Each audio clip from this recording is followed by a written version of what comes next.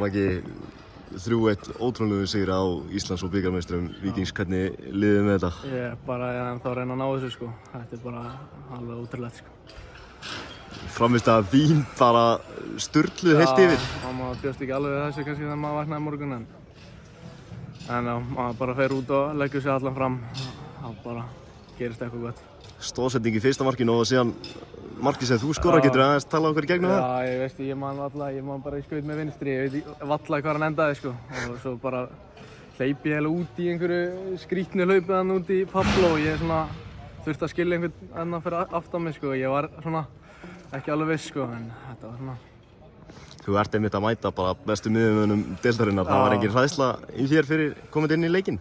Ég veit það ekki, hún einhvern veginn svona, þeir taka pressuna og við erum bara svona undirliðið náttúrulega, þannig að það er svona, jú, kannski smá pressa út af að við erum bara með 1 stig og þú veist hvað, búin að skora 1 mark í deildinni, en það breytist í dag.